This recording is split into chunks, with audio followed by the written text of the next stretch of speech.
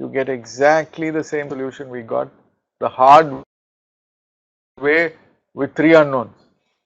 Want to do this method. Fixed end moments, you have a fixed end moment in the beam that we already know, that is 1.5 times PL by 8 with a minus sign, but you now have fixed end moments at A and B using the logic we did earlier. You have a column shear which is P by 2 into L by 2 minus sign, so minus PL by 2, just as we did in the last class. That's all you need to know. Rest of it is simple. Write the slope deflection equations correctly the way we did in the last problem. 3 equations, expand them. So there are 2 loads here. There is a P vertically downward and a P horizontally acting. You got your equations. Write down your equilibrium equation. Solve it, get EI theta B and plug it back into your slope deflection equations. You've got your final answers. So we got the same answer as we did earlier with the 2 unknowns. So tremendous shortcut. Now let's extend this shortcut to problems like this. This is a powerful method to apply to single bay multi-storied frames. You can have 100 stories, it doesn't matter. If the frame is symmetric, usually it's symmetric. Nobody puts columns on one side to be different from columns on the other side, simply because the windward and leeward columns are interchangeable depending on the direction of the wind or the earthquake. So let's say you have a problem like this. I'm sure many of you would have studied methods like portal method, cantilever method. Those are approximate methods. There you assume the point of counterreflection to be at the mid height of the columns. It's not true. Mid height, mid span of the beam is true. They are approximate methods. They don't take into account the stiffnesses of the beams and columns. You got an exact method here. The only assumption you make here is make a small assumption, that is the axial deformation in the members are negligible. That's how, otherwise your degree of kinematic indeterminacy is very large. That we know, and that's valid for normal mid-rise buildings. Very tall buildings, that's not strictly correct, because in a very tall building the windward column will elongate and the leeward column will shrink. But if it's just 10 stories or so, it's negligible. Okay, we have this problem. What do we do next? Well, you have a case of a symmetric frame subjected to an unsymmetric loading. Well, first thing you do is you recognize that normally you have 9 degrees of freedom. You have 3 sway degrees of freedom, delta 1, delta 2, delta 3, and you have 6 rotations, 9.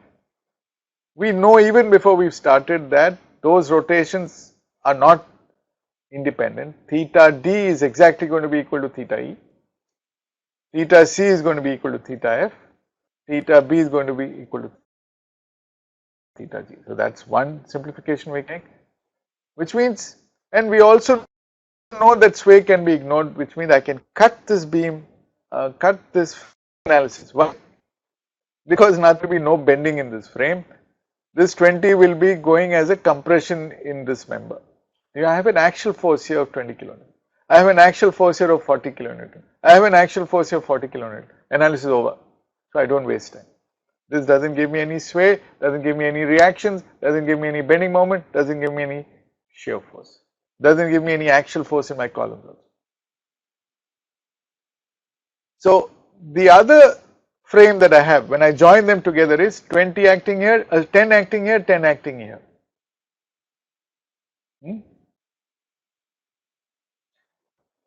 The original problem is 20, 40, 40. So we should put half of this here. This should be 10, 10, 20, 20, 20, 20, and this is 10. So that when you add this and this, you should get back the original 20, 40, 40. So this is a little typing error. This should be 10, 10.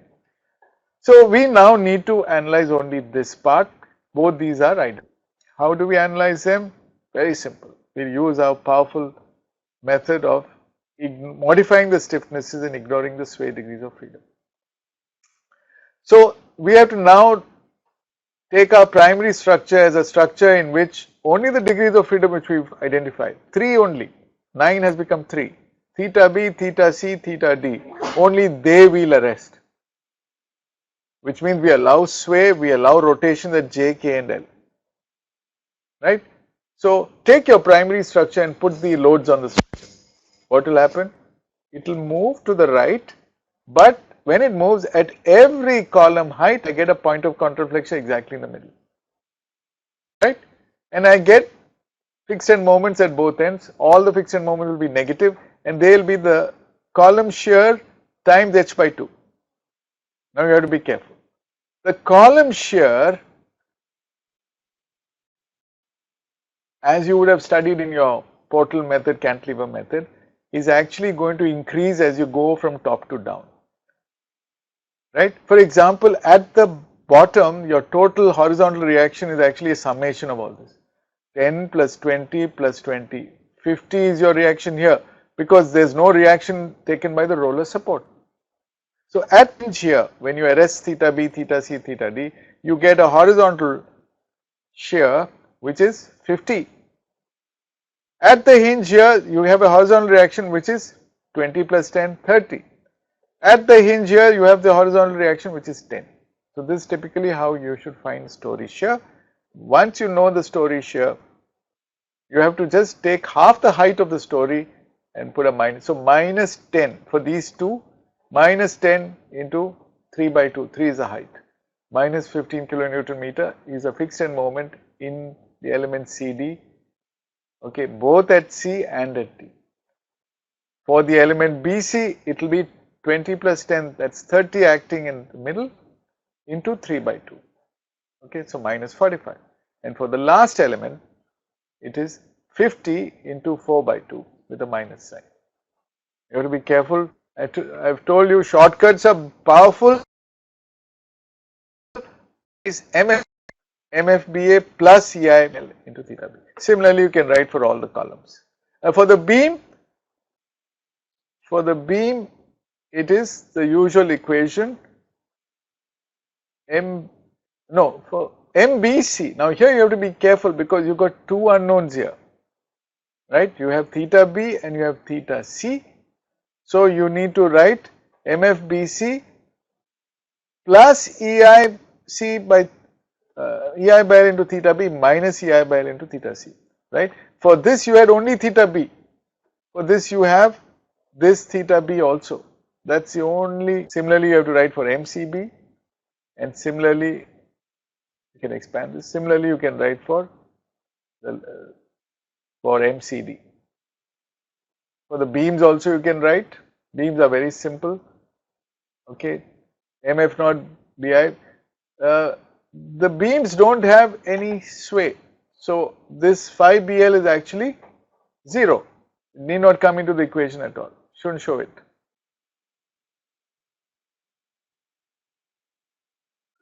Right. So you've got all the equations. And you have three unknowns, three simple equations. The bending moments adding up at B, C and D are all 0. Substitute them. Again you got a stiffness matrix there. The same stiffness matrix can be used for any loading. Solve them, plug them back into the equations. You got your answers. You can draw your bending moment. This is exact. Now if you do this by portal method or cantilever method, you will get some answer, but they won't be exact. So there's a very powerful way to solve such problems. We come to the last topic. This is frames with incline members. Let's take a frame like this. Where do you encounter such frames? You could, for example, let's say you have a sloping site.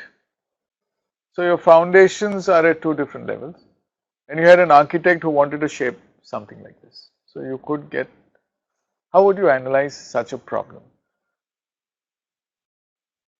First, you have to identify the degree of kinematic indeterminacy. So you know that And you can take advantage of the hinge support here and here, otherwise your indeterminacy will shoot up. So we have already done this exercise. Theta B, theta C, only one sway degree of freedom if you assume all the members to be actually inextensible. And remember, we explained how to derive if you choose the horizontal movement as delta. In terms of delta, you can write the chord rotation for AB as delta by H1, for CD as delta by H2 positive, and for BC as minus of delta into tan alpha plus tan beta into this length LBC. We have derived this earlier. So we are ready to solve the problem. Now, we know these angles in this problem. Okay, so these two are easy. For 5BC, we know, we substitute the values of alpha and beta. Tan alpha is 3 by 4. Let's take a look. With this information, it's very easy to write your slope deflection equation. But before that, we have some fixed end moments only in BC. MF naught BA and MF naught CD are 0 because there is no load on the inclined members. For BC, it's minus Q naught L squared by 12 and plus Q naught L squared by 12. Very easy to. Slope deflection equations for AB. MBA is MF naught BA plus 3 EI by L. E here is 2. EI is 2 EI and L is B minus the same thing into the chord rotation delta BC by 4. Similarly, you can write for beam BC. Remember, we've already derived the chord rotation. And similarly, we can write for CB, MCB, and similarly for CD. We can expand this and we've got MCB. Okay, here you have to correctly get the length and so on. Equilibrium equations. Now it's time for a discussion. You have 3 unknowns. Okay, it's a little complicated. So the first equation for theta B, everybody knows, MBA plus MBC is 0. Second equation corresponding to theta C, everybody knows, MCB plus MCD is 0. Third equation corresponding to the sway delta BC, looking at this figure, tell me what it is. Whenever you write the sway degree of freedom equilibrium equation, always draw the free body, separate it out, look carefully and write carefully. Delta is horizontal, so it's some equation related to sigma fx equal to 0. There is no horizontal loading on this frame, you have only vertical loading. But in those column members, you have some horizontal reactions. How do you do this?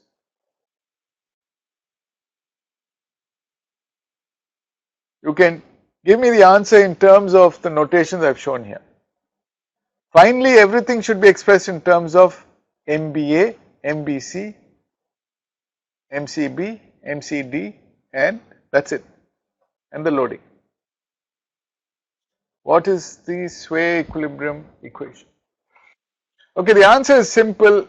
HA plus HD is equal to 0. Sigma fx equal. Now the big question is, what is HA? That's the tough part. What is HA? Can you write HA in terms of the moments, end moments? Can you write HD in terms of the end moments? I want that answer. HA plus HD equal to 0 is, but the challenge is to write your understanding. V and VCB have a role to play. Let me give you the answer. Let's look at the answer.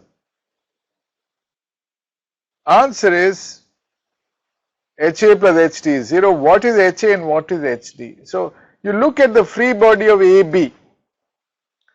Can we write an expression for HA? Mind you, there's a VBC which is going down to the foundation like this. VBC will act down here and come here. Similarly, this HA will go into an axial force in the beam, but that's not important. The VBC will affect the equilibrium of this free body. So to find HA, you will find that in the expression for HA, MBA will come into the picture and VBC acting here and here will also come into the picture. So the equation is MBA, if you take moments about A, MBA plus VBC into 3 is equal to HA into 4, right? So your HA will be MBA plus VBC into 3 divided by 4. You have to write this very carefully. Similarly, HD you get from the equilibrium of this free body. If you take moments about D, you will find that MCD acting clockwise plus or rather minus VCB into 2 will be equal to HA into 3, or HD will be MCD minus VCB into 2 divided by 3. So here it is plus, easy, we'll go to, so 60 is coming, then this moment MBC and this moment MCB acting clockwise will give you a shear which is MBC plus MCB divided by the span of 3 meter. That shear will add on here and subtract here. So VBC is 60 minus that shear and VCB is 60 plus that shear, right? And that's, so if you expand this equation you get this. This has to be done carefully, and if you make a mistake here, you lose everything. This is very fundamental. Solve, put back those equations into your end moments, your slope deflection equations, and you can draw your bending moment diagram. That's what it looks like. Very beautiful method, very easily done. Just 2 rotation unknowns and 1 sway degree of freedom. So we have come to the end. We actually covered a whole range of topics. If you remember, we started with simple problems where there is no sway, there is no support settlement, there is only unknown rotation.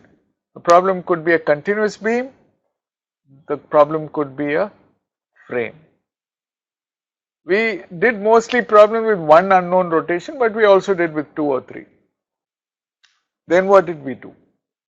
We then said, sometimes unnecessarily we are doing a lot of work, because whenever you have a hinge support or a roller support or a cantilever, you already know the bending moment in that region. You don't need to waste your time.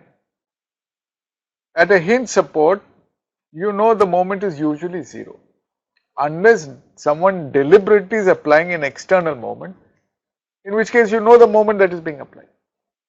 You get such an external moment, for example, when you have an overhang, when you have a cantilever, some load acting on the cantilever will give you a moment, and you know the direction of it, you know the value of it, so you know that moment. When you do your conventional slope deflection method, that moment that you know is an equation you are imposing. Why waste time? You already know the moment.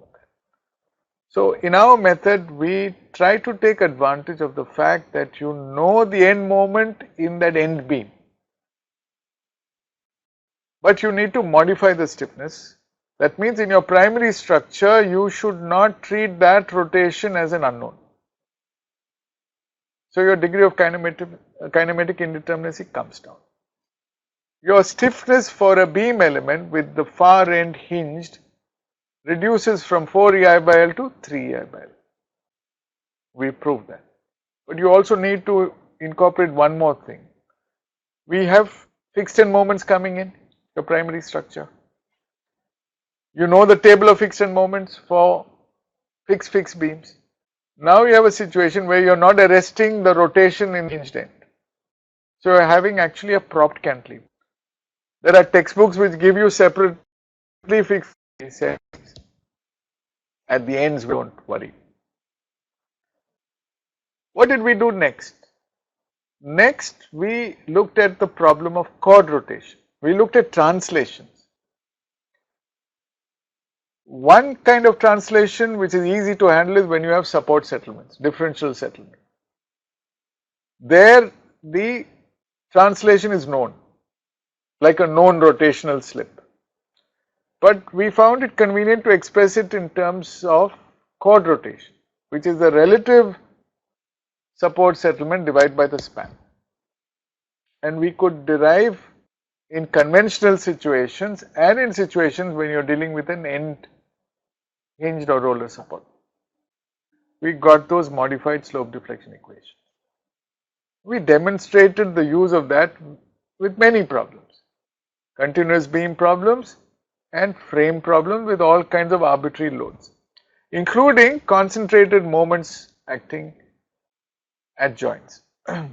Today's session, we took it logically to the complete finish. We said the most difficult problems are problems in which you have sway and the sway is not known. Usually you encounter sway in frames. If you have a frame subjected to unsymmetrical loading or lateral loading, definitely it's going to sway. And that's an unknown that will affect your column moments and your beam moment. How do you deal with such problems? We showed how it can be done. You have to write the full slope deflection equation, easy to remember. MAB is MFAB plus 4EI by L into theta A plus 2EI by L into theta B minus 6EI by L into the chord rotation. Incidentally, the 6EI by L we proved is nothing but 4EI by L plus 2EI by L. There is a beautiful physics behind that. Similarly, you can write for MBA. MBA is MFBA plus 4EI by L into theta B plus 2EI by L into theta A minus 6EI by L into chord rotation phi, which is delta by L. Delta may be unknown. We then said there are situations where the far end is hinged. Then you take the same advantage you took earlier, but the moment due to sway will now change. Now MAB will be MF naught AB plus 3I by L into theta A minus 3I by L into chord rotation. So we did many problems of that kind. Then we looked at interesting problems. We actually sway type problems are normally done for frames, but we also did sway type problems for beams. When you have situations of non-prismatic beams. And then you have to be careful when you write these sway equilibrium equations.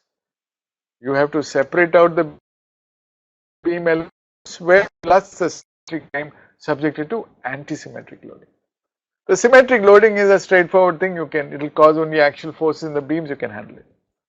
The anti-symmetric you can do cleverly, and here you see that you need to deal with only one half of the frame and you can ignore the sway degree of freedom. That's a huge benefit that you get.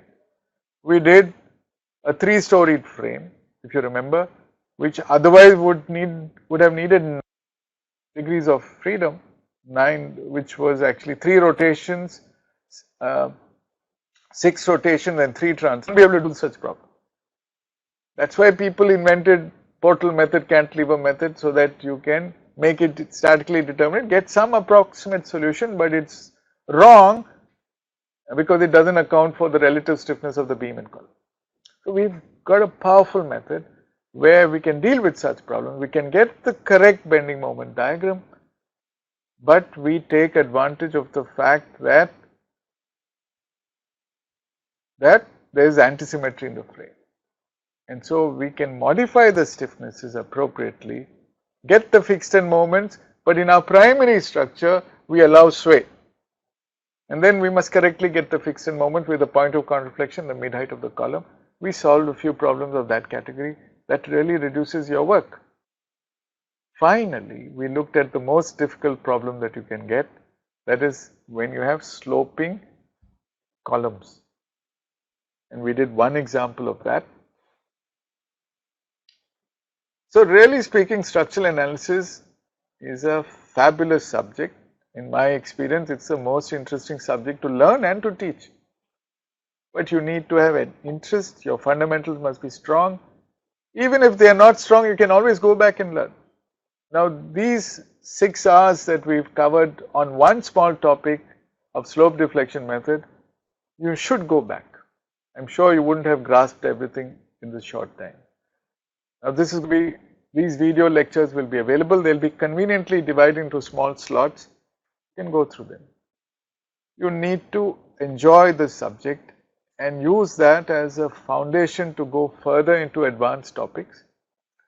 You can get into finite element analysis, you can get into dynamics, and the whole subject becomes interesting.